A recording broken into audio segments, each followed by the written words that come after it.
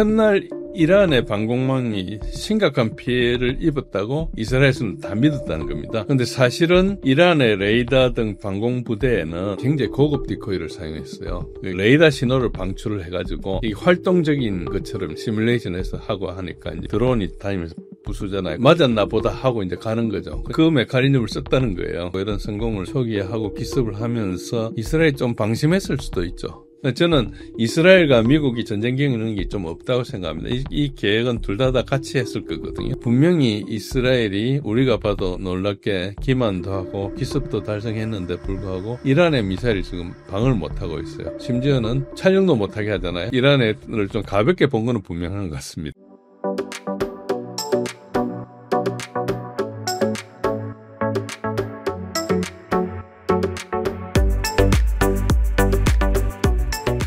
안녕하세요. 진재일 교수님 자기소개 간단하게 부탁드립니다. 예, 반갑습니다.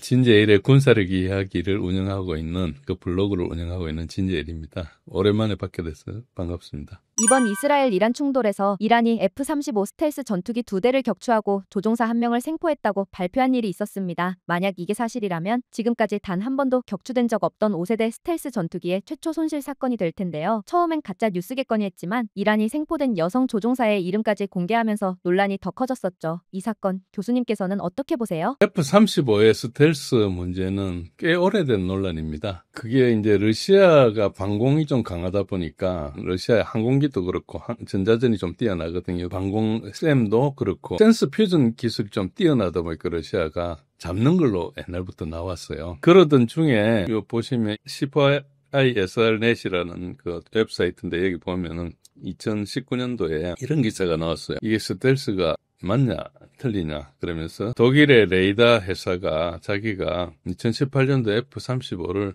트랙했다 그런 이야기를 주장을 했습니다. 그런데 이게 내용을 자세히 들어보면은 F-35 2대를 180km 동안 추적을 했다고 주장해요. 근데 그 레이더가 물론 그때 당시에 좀 최신이긴 하지만 수동 레이더 시스템이고 좀 상당히 민감하고 뭐 그랬다 해서 그런 이야기를 했었어요. 그러니까 이건 뭐 언론에 나오고 또 동호회 같은 데 가면 서로 막 그걸 가지고 이제 갑론을박을 하고 특히 이제 러시아 비행기하고 비교하기도 하고 그런데 대체로는 뭐 F-22가 제일 위에고 F-35나 뭐 Su-57이나 이런 것들이 그 비슷하거나 좀 떨어진다 이런 주장이 많은데 문제는 뭔가 F-35는 단발 엔진이고 스텔스를 하기 위해서 무장을 전부 다 인터널 베이로 하기 때문에 사실 이렇게 한번 떠가지고 출격하는데 제한이 되고 가지고 있는 그 공대공 레이더, 장거리 공대공 레이더가 AIM-120인데 러시아가 가지고 있는 R-37보다 훨씬 짧거든요. 비과시권, BBR이라는 그 교전에서 불리하다는 이런 주장도 되게 많았어요. 그런데 한 번도 실전에서 붙어보지 않았으니까 증명이 안 되는 거죠. 그런 것들이 있었는데 뭐 결국 그러니까 여러 가지를 희생하고 했는데 이게 스텔스가 안 되면 좀 낭패잖아요. 그러니까 이제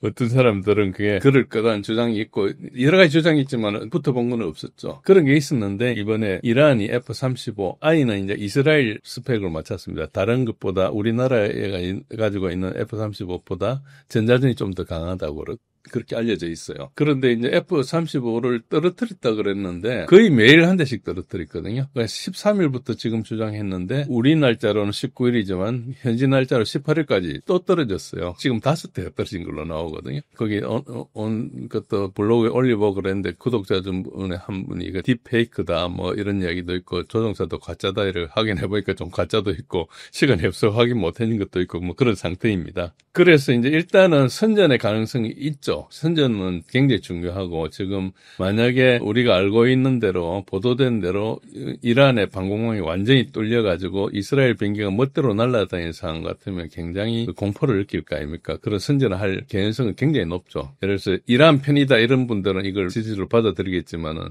좀 객관적으로 보는 분들이나 이스라엘 편인 사람들은 이게 선전일 거라고 믿기 쉬운 그런 과정으로 이해하시면 됩니다. 그래서 일단 보기 전까지는 아직은 알 수가 없고요. 대신 이란 언론에서 한 3일째인가 지나서 이 전술을 이야기해 줬어요. 어떻게 잡았나 이런 이야기했어요. 그래서 그거 내용을 보면 제가 내용을 요약해 놨는데 첫날 이란의 방공망이 심각한 피해를 입었다고 이스라엘에서는 다 믿었다는 겁니다. 그래서 둘째 날부터 이란 공격에 쉽게 진입을 했는데, 근데 사실은 이란의 레이더 등 방공부대에는, 방공부대에 있는 레이더들은 디코이를 사용했는데, 요격 미사일까지 다 이제 디코이를 사용했는데, 그게 보통 그냥 나무로 만든 이런 게 아니고, 미화로 10,000불짜리 굉장히 고급 디코이를 사용했어요. 그걸 뭘 하는 거니까 실제로 레이더 신호를 방출을 해가지고, 이 활동적인 것처럼 이렇게 시뮬레이션해서 하고 하니까 이제 위에서 보면은 드론이 다니면서 부수잖아요. 그 드론이 보고 그게 이제 진짜라고 이렇게 하는데 자살 드론은 마지막 충돌할 때까지만 가고 그 다음에는 몰라요. 그러니까 항공기에서 그 폭탄을 떨어뜨리거나 미사일을 통해서 하면은 항공기에서 BDA라 그래가지고 피해 이유를 다 촬영을 하는데 드론으로 해버리면 맞았나 보다 하고 이제 가는 거죠. 그 메커니즘을 썼다는 거예요. 이스라엘 드론들이 이란 방망을 완전히 무력화했구나. 내가 가서 충돌해가 터진 것만 해도 뭐 굉장히 많으니까. 그래가지고 제공권을 완전히 확보했다고 오판을 하고 들어왔다는 거예요. 근데 들어왔는데 그때는 이제 디코이가 아닌 진짜 레이더를 가지고 이렇게 활성화시키고 썼는데 이란 영공 깊숙이 들어온 그런 경우는 기습으로 여러 개의 스텔스기를 격추했다. 이런 주장입니다. 아직까지 이것도 이란의 언론이기 때문에 믿을 수는 없습니다. 만약에 이게 사실이라면 이스라엘이 이제 이란에 대해서 공중 우세를 확보하고 있다는 그게 거의 신화거든요. 그러니까 그 이스라엘 근처에서는 심지어 터키에서도 비행기가 뜨면은 그 조종사가 누군지 이스라엘에서 알아요. 매일 패턴을 분석하니까 그 근처에 있으면서 뭐 시리아든 이집트든 뭐 어디서 뜨든 길어가지고 그래서 제가 터키 조종사를 만난 적이 있었는데 뜨면은 자기 같은데 안 돼요. 그러니까 그 정도로 정보나 이런 것들을 열심히 모으고 하기 때문에 그런 게 이제 바탕이 돼가지고 공중 우세를 하고 있고 그 근처에서는 이스라엘기가 뜨면 공군기가 뜨면 확실히 우세하다는 것은 대부분 받아들인다고 그럽니다. 그런데 이제 F-35가 약간 깨지면 좀 심각하죠. 제일 좋은 게 깨지니까. 이번 격추에 사용된 무기가 바바르 373이었을 가능성이 높다고 알려졌는데요. 이 무기는 러시아 S-300을 참고해 이란이 독자 개발했다고 알려져 있습니다. 카피 무기로 취급받던 바바르 373이 스텔스 전투기를 격추한 셈이라면 기존 무기 체계에 대한 평가도 완전히 달라져야 하는 걸까요? 당연히 그렇겠죠. 이게 사실이라면. 그러니까 이제 이란의 바바르 373이라는 것은 아까 말씀하신 대로 S-300을 이란이 모방했는데 이게 좀 불법 카피가 된 모양이에요. 러시아와 이란이 분쟁이 있어요. 분쟁이 있었던 게 기록이 다 있습니다. 근데 나중에 어떻게 해결됐겠죠. 현재는 바바르 373에 블락2까지 가지고 있어요. 업그레이드된 버전을 가지고 있죠. 바바르 373인지 바바르 373-2인지는 모르지만은 어쨌든 이걸로 한 것 같고 정확한 성능은 추정 좀 불가합니다. 이란에 대한 그 무기는 이 이스라엘과 이란 전쟁이 터질 거라는 건 그 전부터 알았기 때문에 상당히 많은 잡지들이 보고 이제 그 이란의 전력을 계속 수집해 왔거든요. 그런데 거의 정보가 없습니다. 안 나옵니다. 그래서 아마 그게 동굴에 집어넣고 지하화되고 해서 많이 숨겨놔서 그런 건 아닌가 이런 생각을 하는데 어쨌든 성능이 좀 추정 불가능하고 여러 가지 봤을 때 우리 천궁2가 이제 S350을 기반으로 했잖아요. 그 S350에다가 또 그 위에 기반에 발전한 거니까 아마 그것보다는 좀 낮은 등급일 거다. 우리가 그냥 잘 모르면서 대략 할 때는 그렇게 추정할 수 있고요. 제가 뭐 인터넷에 있는 그림을 옆에 해놨는데 뭐 비슷하게 생겼어요. 천궁이나 S300이나 패트리어트 같으면 경사형이잖아요. 이건 수직형으로 이렇게 돼 있거든요. 그래서 비슷한 디자인으로 보고 아까 말씀하신 대로 만약에 격추가 입증된다면은 F-35의 성능이나 이거 상당히 좀 평가절하가 될 거고 방공무기 특히 러시아계 방공무기들의 능력이 상당히 평가절상이 될 가능성이 되게 높습니다. 그건 상당히 실제라면 달라져야 되는 거 분명합니다. 더 넓게 보면 F-35를 공동 운영하는 나토와 미국 동맹국 전체의 신뢰에 영향을 줄 수 있는 사건 같기도 한데요. 이란이 F-35의 약점을 노린 것인지 아니면 미국이 예상하지 못한 취약점이 드러난 것인지 이 부분 어떻게 보시나요? 취약점을 노리거나 이렇게 하지 않아도 일정 부분 노출될 수 있는 상황입니다. 스텔스기는 스텔스기거든요. 하다가 도료가 좀 벗겨진다거나 어쩌다가 운이 나빠가지고 각도가 이렇게 가지고 RCS가 좀 많이 노출되거나 하더라도 기본적으로 노출이 적게 되는 거거든요. 노출이 적게 되는 것을 어쩌다가 잡았다는 그런 뜻으로 봐야 되는 거지. 뭐 스텔스기라고 하는데 아닌 것처럼 보인다 이런 건 있을 수가 없고요. 그거는 뭐 기술을 투자한 건 당연히 있고. 그러나 이제 예상보다 좀 크게 보인다든지 뭐 레이더 성능에 따라서 조금 더 주파수가 긴 것들이 주파수라는데 파장이 긴 것들이 잘 잡아낸다는 그런 이야기들이 있었거든요. 그리고 그것뿐만 아니고 지상 레이더는 혹은 조기경보 레이더하고 또 F-35보다 훨씬 높은 공격에서 이렇게 밑으로 볼 때 생기는 데이터하고 같이 퓨전을 하면 잘 잡힌다 이런 이야기도 있었어요. 개념적인 이야기죠. 우리가 그 기술이 없으니까 모르는 거고요. 어쨌든 그런 주장이 있었고 공동 개발국이었던 터키한테 F-35를 미국에서 안 팔아요. 트럼프 1기 때 있었던 이야기인데 직접 대통령이 이야기를 해요. 400을 왜 사느냐. S-400을 사면은 F-35에 있는 여러 가지 정보들이 그걸로 넘어간다. F-35가 취약해진다. 이런 주장을 했어요. 그게 언뜻 보면 맞는 말 같지만은 뭐 터키가 그걸 가지고 뭐 바로 어디 러시아에 넘겨줄지도 말모하고 그렇긴 그래서 어쨌든 결국 어떻게 됐는가 하니까 터키는 S-400을 구매하고 F-35를 안 했어요. 어떻게 돼 있는가 하니까 F-35 공동개발국이라서 생산을 터키에서 하는 거예요. 라이센스를 받아가 해가지고 팔기로 돼 있는데 그 사업까지 다 포기한 겁니다. 그러니까 그게 조금 더 돌아가면은 인도나 터키 마찬가지였는데 이제 사드를 살려 그랬어요. 미국도. 미국에 사드를 안 팔겠다 그랬어요. 이 두 나라가 엄청 친한 나라가 아니고 맨날 이렇게 간첩질하고 왔다 갔다 하니까 배신 때리기 쉬운 나라고 하니까 이제 안 판다고 했는데 S-400을 사겠다고 했어요. 인도도 사고 터키도 이제 산다고 이렇게 했는데 인도의 경우는 나중에 보니까 인도는 미국이 끌어안아야 되겠다. S-400 사는 것보다 사드 파는 게 낫겠다 해가지고 사드 팔려고 했어요. 인도가 안 한다. 거절했어요. 그러니까 S-400 가서 교육받고 이렇게 해보니까 S-400이 사드보다 훨씬 좋다는 거죠. 그래가지고 그때 많은 사람들이 S-400이 사드보다 훨씬 좋다고 이미 눈치로 이제 결론을 내렸죠. 터키도 그런 거가 거의 같습니다. 그러니까 F-35를 안 하고 S-400을 산다는 디시전을 했다는 거죠. 그래서 내부적으로 충분히 정보가 있었다는 거죠. 이 방공의 문제가 그동안에 뭐 냉전시대에 서로 베트남전 이런 거 빼놓고 안 했으니까 방공에 대해서 이제 정확히 소위 말해서 내공을 서로 몰랐었는데 방공은 확실히 러시아가 우수하거나 그래서 사드는 S-300과 S-400 중간일 것이다. 그런데 지금도 비교하는 데는 대부분 아직 완전히 전력화 안 된 일부만 배치된 S-500하고 사드를 같이 넣고 이래요. 같이 넣고 이렇게 하는데 여러 가지 정황으로는 그건 아닌 것 같다고 많은 사람은 그렇게 하고 있죠. 근데 그것도 다 눈치예요. 정확히 알 수는 없죠. 그래서 그리고 이제 트럼프 1기 때 굉장히 그것에 대해서 대통령이 직접 이야기할 정도로 민감한 이야기잖아요. 그게 무슨 그거라고 그런 이야기까지 하나 싶었는데 그래서 사람들이 너무 민감하게 했기 때문에 이게 확실히 색이 잡힌 것 같아 이런 생각을 하고 있었죠.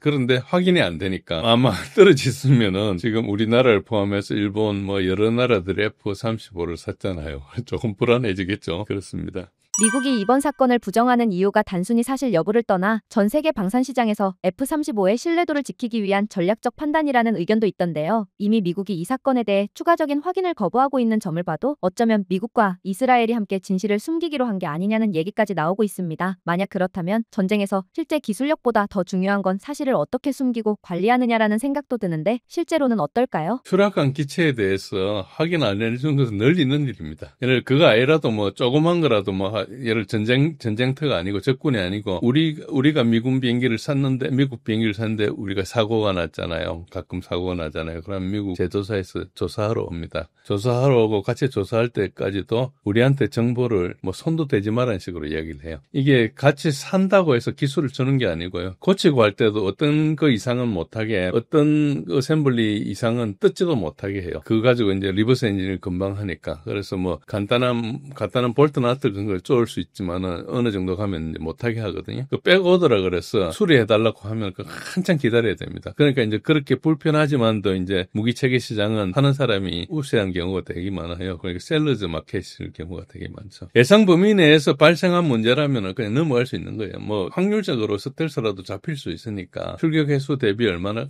했느냐. 그런데 지금 이스라엘이 가장 최근에 밀리터리 밸런스 2025년 거 그러니까 작년 올 초에 나온 거를 보니까 보니까 이스라엘이 39대를 가지고 있더라고요. 근데 지금대로라면은 벌써 5대 떨어졌잖아요. 며칠 만에. 전쟁 좀 더 하고 나면 절반 정도 떨어질 거 아닙니까? 그러니까 이게 약간 과하기도 하기도 해요. 뭐 어떤 상황인지 모르지만. 그런데 예상 범위 내에서 예를 들어서 뭐 500회 출격을 했는데 한번 떨어졌다. 이러면 이제 별 문제가 아니죠. 이기는 건데 늘 있는 일인데 이제 그렇지 않은 문제일 수도 있고. 또 이제 또 어떤 게 있는 거니까 반대로 그냥 떨어지든 말든 계속 써야 되는 경우도 있어요. 대표적으로 이제 F-104라는 좀 옛날 비행기인데 독일군이 그 비행기를 쓰면서 270대가 손실을 입었어요. 전체 손실의 30%를 입었거든요. 근데 뭐 퇴역할 때가 계속 썼어요. 어째 보면 그냥 떨어지고 하더라도 보통 소문만 돌다가 아주 결정적인 문제가 발생하면은 그때는 이제 공식화를 해요. 보잉 737 맥스 8 같은 경우 여러 비행기가 동시에 떨어졌잖아요. 말레이시아에서 떨어지고 뭐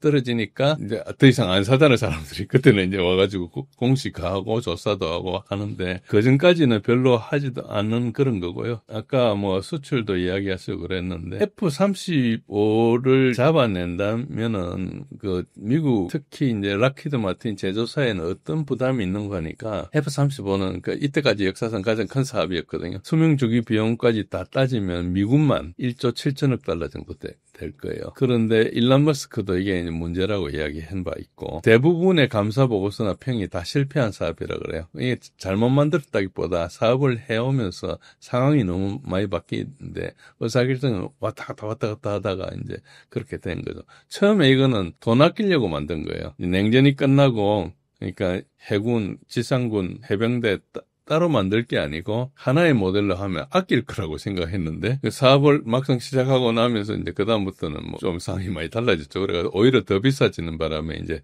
대안이었고 그래서 우리도 KF-21을 하잖아요. 대안이 있다는 게 되게 좋은 겁니다. 그러니까 물론 그게 F-35하고 하이로급은 다르지만은 우리가 뭐 F-4나 이런 거 다 대체하려고 한 거지만은 그래도 우리가 대안이 있고 뭐 100% 우리 기술로 한 건 아니고 뭐 엔진도 사오고 뭐 여러 가지 사오긴 했지만 우리가 무장도 할 수 있고 여러 가지를 할 수 있잖아요. 그 융성성이 되게 늘어나요. 돈이 좀 들고 고생을 해서 그렇지. 그런 측면에서 대안이 있는데 보통 대안이 없는 나라에서는 이제 F-35를 살 수밖에 없죠. F-35가 뭐가 악명이 높은가 하니까 유지보수의 악명이 되게 높아요. 가동성이 거의 최악입니다. 모든 비행기 중에. 미국 정부의 여러 가지 보고서, GAO나 뭐, Congressional Research Service, 그러니까 CRS나 의회 보고서 이런 데서도 언급되는데, 가동률이 지금은 뭐 최대 50%에 60%라 그러는데, 실제로 30%인 경우가 되게 많아요. 물론 그거는 이제 함재기나 뭐, 수직이 착륙기나 이런 경우가 많죠. 수직이 착륙은 되게 어려워서, 멀쩡할 때도 기류가 좀 이상하면 이착륙하다가 비행기가 돌아버리고 이런 경우가 많거든요.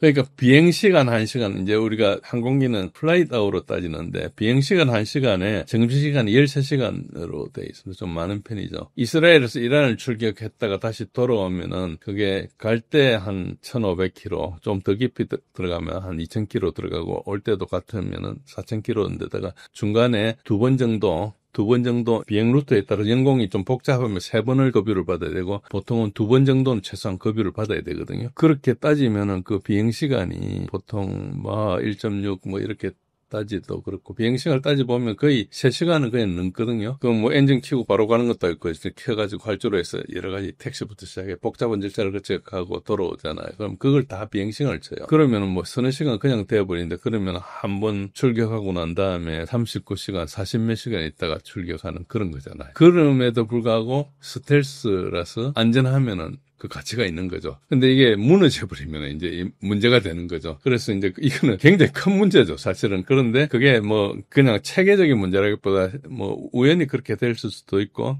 이란이 아주 머리를 잘 써가지고 비상하게 이렇게 꼬셨을 수도 있고, 뭐 그럴 수도 있는데, 어쨌든 그런 측면으로 보셔야 됩니다. 또 이란이 최근 반격에 나서는 일이 생기면서 이스라엘이 자랑하던 아이언돔 방어 체계가 제대로 작동하지 못했다는 이야기도 나오고 있습니다. 하이파 정유시설, 텔아비브 인근 피해까지 나온 상황인데요. 미국과 이스라엘이 자랑하던 기술 우위, 이번 전쟁에서 실제로 어느 정도 무너졌다고 볼 수 있을까요? 전반적으로 이야기할 수는 없고요. 제가 제 블로그에 작년 10월 4일이네요. 이란이 트루 프라미스 2 작전을 하고 난 직후에 제가 블로그에 올렸었어요. 그때 제목이 뭔가 하니까 이란의 탄도미사일 공격에 노출된 미국의 미사일 방어 체계라고 썼어요. 그러니까 이스라엘이 가지고 있는 모든 체계가 사실 다 미국 기술이에요. 자기네 뭐 한 게 있겠지만 대부분 미국 기술이고 미국 돈으로 만드는 거예요. 그리고 뭐 아이언돔 같은 경우는 좀 이제 이걸 하도 너무 비싸니까 조그만 로켓을 막기 위해서 아이언돔 만드는 거죠. 아이언돔은 이란이 쏘는 이거 중거리 미사일이라고 그러거든요. MRBM이라 하기도 거의 IRBM 규모에 속하는 거예요. 중거리 미사일이 그 미사일들 중에서는 대부분 좀 기술이 뛰어난 편이에요.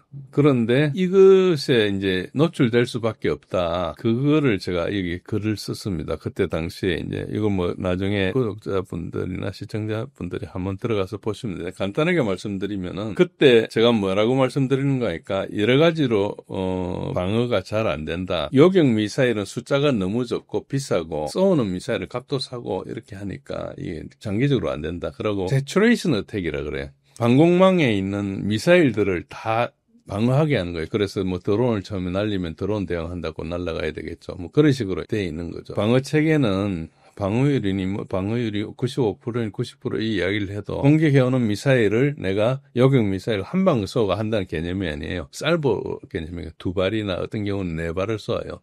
그렇게 맞추거든요. 그러니까 이 소모량이 엄청나죠. 그러니까 이제 이게 사실 감당이 안 되는 문제인데 저기 이제 싸구려 미사일을 막 날려버리면은 이제 나중에 빠진다는 거죠. 그래서 그때 제가 말씀드린 그때 그 근래 내용이 뭔가 하니까 나중에 이란이 가지고 있는 극초음속 미사일이 나올 때 감당이 안 될 거라 그런 이야기를 했어요. 여기 보시면은 맨 마지막에 이렇게 하는 거 이번 공격에서 미국이 이란이 개발한 파타1, 파타2 이런 것에 대해서 대응의 엄두조차 못 냈을 것이다. 그때 몇 발 쏜지 기록이 없어요. 마지막 쏘았을 때는 네바팀 공군기지에 대한 위성사진, 맥사가 글로버가 그 위성사진만 나왔고 나머지 그때 5군데에서 위성사진 하나도 안 냈어요. 그 말은 뭔가 있고 위성사진 판매하는 데서 내지 마라 한 거거든요. 미국이 개입했겠죠, 어딘가. 사진이 네바틴 기지밖에 없어요. 그날 5군데 쏘았는데, 그리고 100발이 넘어 쏘았는데, 이게 뭔가 되게 있는 모이다. 그렇게 이제 짐작을 했죠. 보통 뭐 그런 거 짐작할 수밖에 없지 않습니까? 미사일 방어 체계에서 지금 미국이 심각하게 기술적인 열세이다는 것을 이때 노출했다고 생각해요. 근데 이번에 날라온 것 중에 극초음속으로 보인 게 몇 개 있었죠. 전혀 못 막았잖아요. 그때부터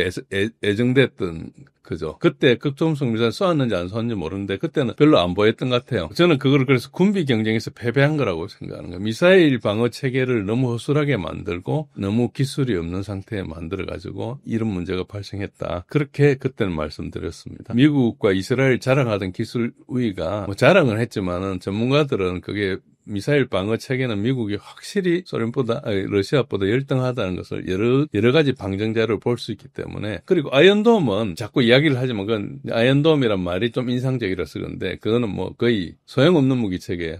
중거리 미사일 날라오는 데는 아무리 그 속도가 낮아도 떨어질 때 보면 거의 마하 5 가량은 떨어지거든요. 마하 3, 4, 5 이렇게 떨어지기 때문에 그건 못 막습니다. 에로 2 에로 3, 뭐, 그거는 같은 버전이니까, 데이비드 슬링, 사드, 그리고 더 높은 고도로 오는 곳, SM3, 이런 걸로는 막을 수 있어요. 미국 SM3가 좀 막아줬죠, 이번에.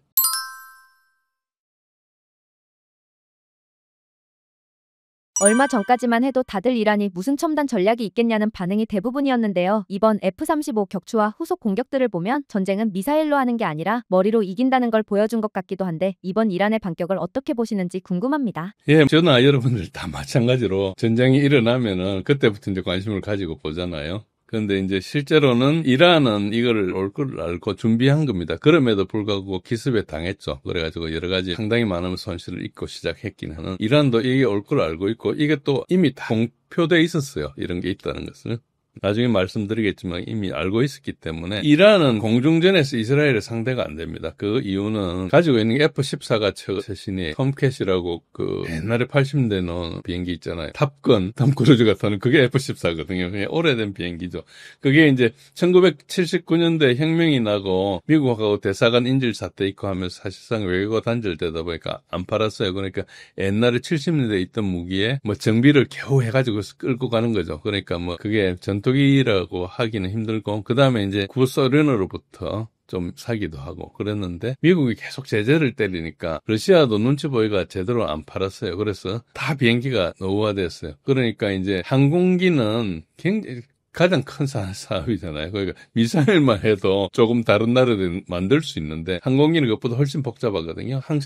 굉장히 복잡하기 때문에 항공기를 만드는 데 별로 없어요. 우리나라도 이번에 만들기 시작하니까 그 대단한 거죠. 어쨌든. 그래서 이제 이란이 공중전에서는 안 될 걸 뭐 이미 알고 그나마 있는 구형 비행기도 다 먼 쪽으로 대피시켜 놨어요. 저 남쪽으로 저 관계없는 대로. 그리고 이제 아까 말씀드린 대로 방공 무기들도 디코이를 많이 사용하고 실제로 촬영한 거 보면은 그 F-14 같은 것도 가짜로 이렇게 만들어가지고 많이 해놨더라고요. 그 터지고 나중에 갔는데도 보니까 모양이 그대로 있고 이런 것들 많던데. 그러니까 이란에서는 이스라엘하고 전쟁을 했을 때 가장 큰 약점이 항공이거든요. 그러니까 이제 방공으로 보안을 하고 일단 막고 그 다음에 이제 자기네들이 항공기로 갈 수 없으니까 미사일을 할 수 밖에 없어요. 그 다음에 이제 지상전을 하려면은 여러 나라 근처 와야 되니까 이제 좀 다르죠. 지상전을 하면은 이란이 좀 여러 가지 유리하겠죠. 이렇게 갈 수도 있고. 그런데 지상전은 잘 안 되고 대부분 해군, 공군, 미사일로 하니까 이제 이스라엘이 모든 게 압도하거든요. 위성도 미국 걸 지원받고 모든 걸 지원받으니까 이제 안 된다고 본 거죠. 그 대신에 이제 이런 두 가지 축, 미사일 방공 그리고 미사일 공격 이걸로 이제 최적화한 거죠. 그래서 상당히 준비한 걸로 같고 그래서 이제 미국이 좀 전혀 방어할 수 없는 그런 성격의 무기, 이제 극초음속 미사일 같은 것도 당했고, 만약에 이제 지금도 어디에도 자료가 없기 때문에 알 수가 없는데, 극초음속 대한미사일을 가지고 미국이 와가 전쟁을 선포했을 때, 항공모함 같은 거 한 방에 날아갈 수 있거든요. 그렇게 되면 큰 위험이 있습니다. 뭐 미국에서 정보를 파괴가 그런 게 없다고 하니까 들어왔겠죠. 지금 항모 세 척이 왔죠. 니미츠까지 세 척이 가고, 구축함도 여러 척이 지중해에서 그리고 홍해에서 이제 미사일 방어하고 뭐 이렇게 참여하고 있는데 항공모함 세척이면은 세척이 동원된다는 것은 굉장히 많이 동원되는 겁니다. 항공모함 함 나가지고 수개월씩 있기 때문에 들어가면 정비하고 모든 걸 시간이 많이 걸려요. 대기하고 하는데. 그래서 보통 항공모함이 뭐 잘 돌아가 봐야 한 너댓 척도 있는데 그게 세 척이 다 몰렸다는 거죠. 지난번에 이제 홍해 후티 방문하고 하다가 여러 이제 배들이 해리 트루만 이런 것들이 고생해가지고 뭐 좀 부서졌다는 이야기도 있고 뭐 실제로 좀 부서지기도 했더라고요. 그래가지고 가서 수리하는데 그건 몇 개월 걸립니다. 그러니까 이렇게 저렇게 다 따져보면 몽땅 와 있는 거죠. 어째 보면은. 근데 거기에다가 대한미사일, 극초음속 대한미사일 3방 맞으면 그거 다 날아가거든요.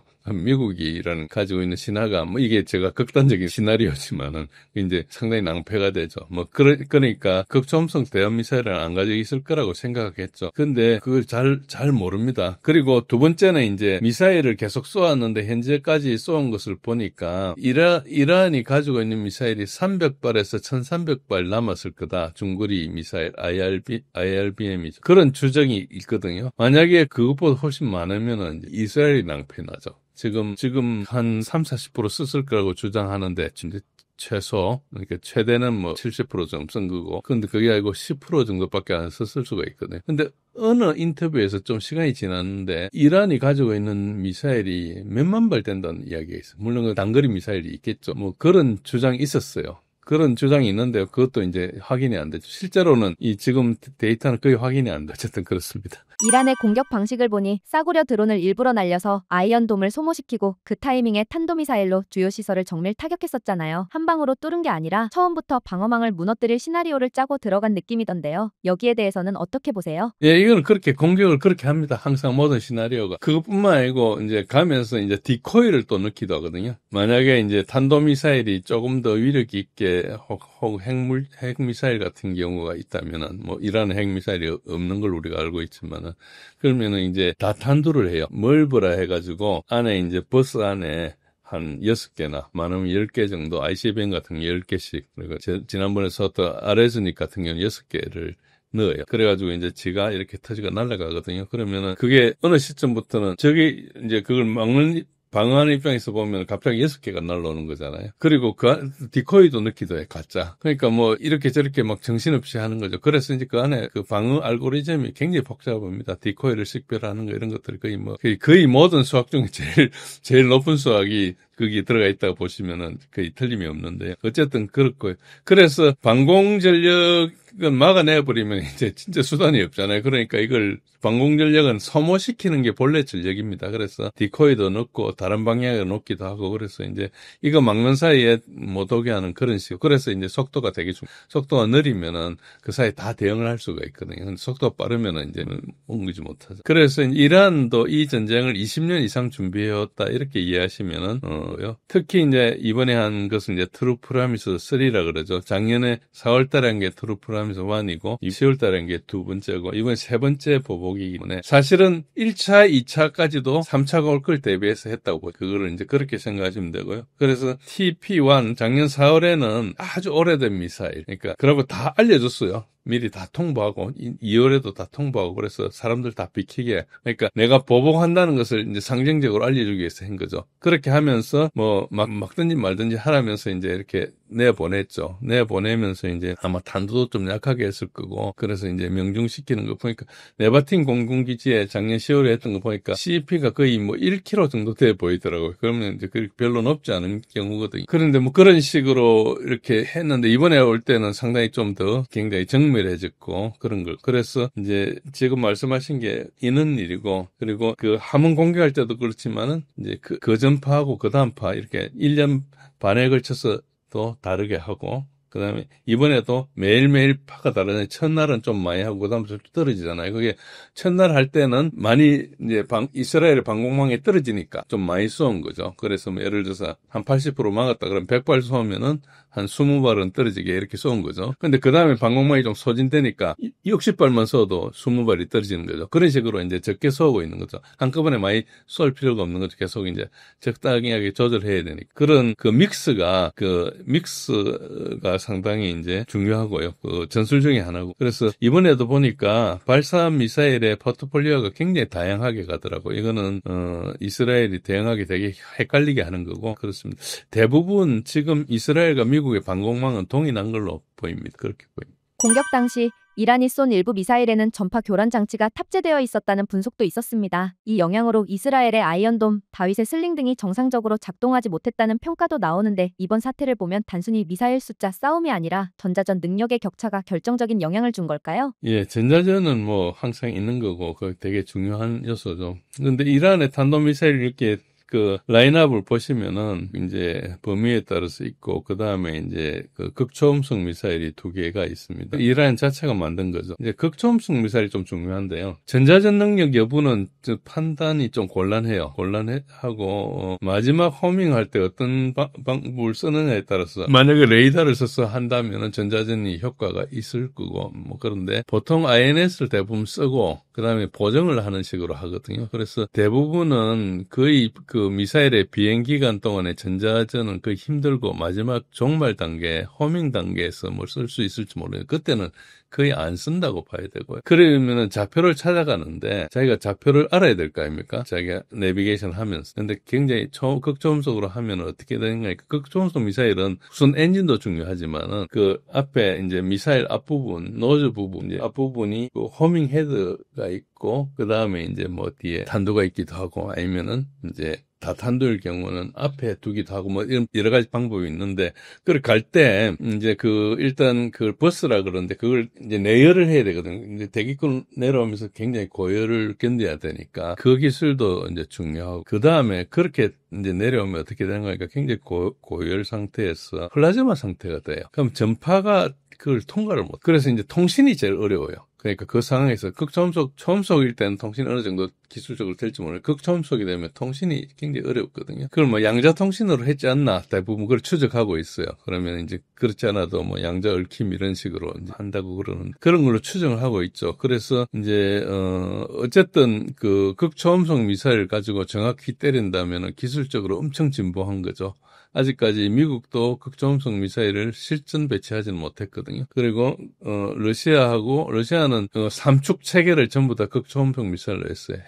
핵 삼축체계, 공대지 미사일, 그리고 이제 그 SLBM, 그리고 여기 있는 어디죠? 그 이제 지상에서 하는 텔이나 아니면 발사대에서 하는, 그러니까 사일로에서 하는 그런 것들도 다 전부 극초음속 미사일로 했는데, 미국은 이제 그 탄두는 러시아랑 비슷하지만 개수가 좀 오래된 그런 상태거든요. 그래서 이제 만약에 지금 당장 핵전쟁을 미국하고 러시아가 들판에서 만나서 붙는다면은 이제 러시아가 압승하겠죠. 지금 현재는. 근데 미국이 약간 근데 이 극초음속 미사일 보통 재래식을 잘 안 쓰거든요. 쓰기는 써도 그게 다 핵이나 이런 데 쓰려고 하는 거지.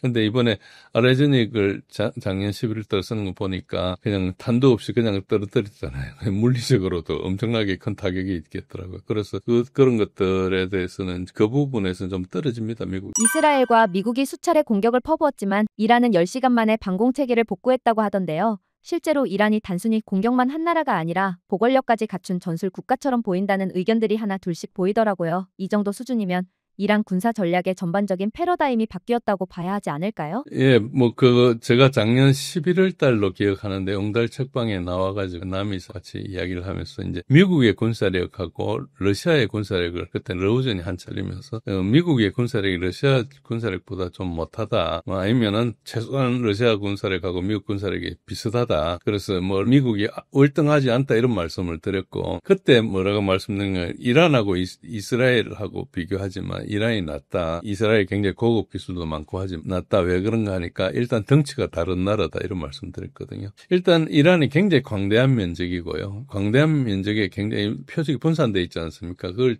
때리려면 되게 어려워요. 그리고 특히 지형이 산악 지형이기 때문에 숨기기가 되게 쉽고요. 그리고 인구가 8,600만 명인 나라입니다. 이란의 GDP가 1인당 GDP가 2만 불 수준이에요. 그러니까 엄청 못 사는 나라는 아니죠. 우리나라가 한 3만 몇천 불이, 그러니까 물가에 따라서 다르겠지. 그럴 거예요. 교육 수준도 되게 높습니다. 그래서 처음에 이란의 방공망을 10시간 마비시 8시간 마비시켰다는 이야기가 있었는데요. 처음에 사이버 공격으로 마비를 시켰어요. 사이버 공격으로 마비를 시켜서 그걸 복구하는데 최소한 일주일을 걸릴 거다. 그러면은 이제 마음껏 날아다니자. 그 사이에 끝내버리자는 게 이스라엘 생각이었는데, 예상과 달리 8시간 만에 공격 벡터를 파악해가지고 복구한 걸로 알려져 있습니다. 그래서, 상당한 능력을 갖춘 걸로 봐야죠. 그래서 또 이란은 오랫동안 경제 제재를 받았거든요. 그래서 자체로 원하지는 원치 않던 산업을 좀 보호할 수밖에 없는 자체 조달해야 되니까. 그래서 자체 기술 수준은 어느 정도 보유한 것으로 추정하고 있습니다. 이란이 만만한 국가는 아니다. 꽤 상당한 나라고. 우리나라도 5천만이잖아요. 200만인데 그것보다 훨씬 많죠. 그러니까 이제 전혀 문명이고 이러면 모르지만 교육 수준이 높으면 상당한 위력을 발휘할 수 있죠. 아까 말씀드린 대로 패러다임까지는 아니지만은 어쨌든 항공력 부족을 드론과 미사일로 대체를 하고 있거든요. 나름대로 방어책을 꿰적하고 있고,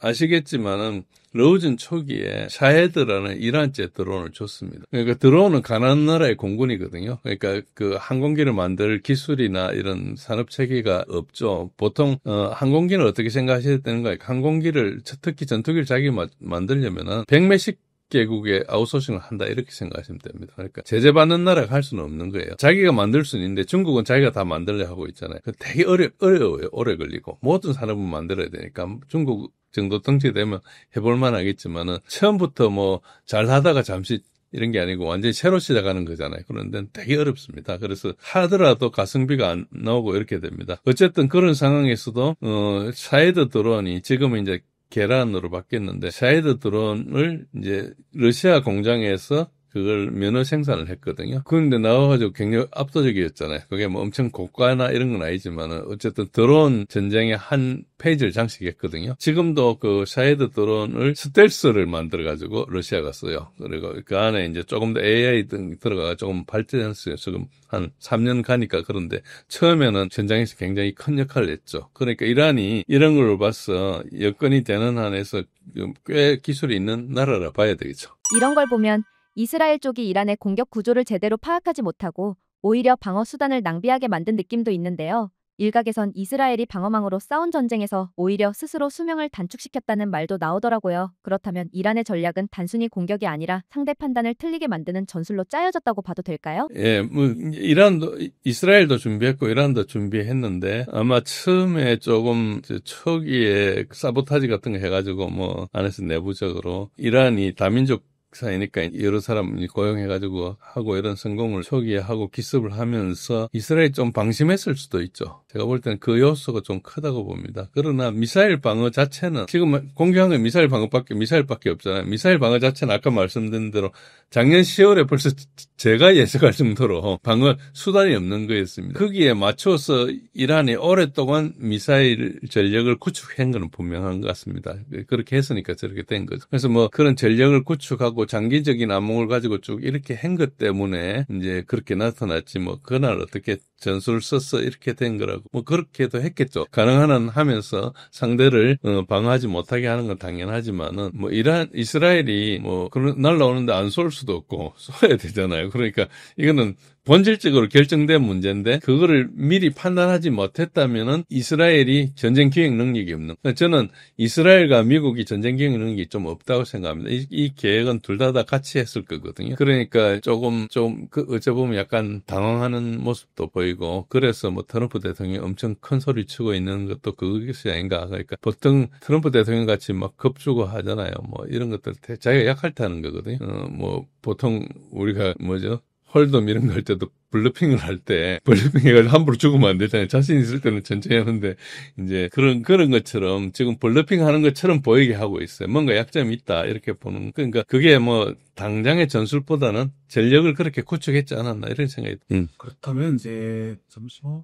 그렇다면 아무리 방공망이 뛰어나도 다 막을 수 없는 구조다라는 걸 보여준 셈인데 그러면 이제는 전쟁의 승패를 결정짓는 건 기술력보다 물량을 감당하는 머리싸움으로 옮겨간 것인지 궁금합니다. 방공이라는 것은 사실 뛰어나도 다 막을 수 없는 구조거든요. 그래서 그런 부분이 있고 그래서 이제 어째 보면 전쟁이라는 것은 그 자체가 양과 질이 맞아야 되는. 스탈린이 그랬어요. 양은 그 자체가 하나의 질이라고. 쪽수가 많으면은 그 감당하기가 되게 힘들죠. 그런 거 비슷하게 우리가 이제 전력 소요 분석 이런 거 할 때 항상 질과 양을 결합한 효과를 평가합니다. 그래서 뭐 어떤 취약점에 따라서는 소요가 달라지니까 이제 그게 따로 다르게 하는데 어떤 경우는 이제 기술적으로 딱 해결책이 있으면은 양이 적어도 관계없는 부분이 어떤 경우는 숫자만 많으면 해결되는 부분이 있지만은 대부분은 그 어느 중간이거든요. 그래서 이제 그 콤비네이션을 가지고 하는데 특히 이제 구조 등으로 이제 취약점 분석과 효과 분석이 좀 다른 나라도 하긴 하지만은 어쨌든 상당히 정교하게 수행하는 걸로 보입니다.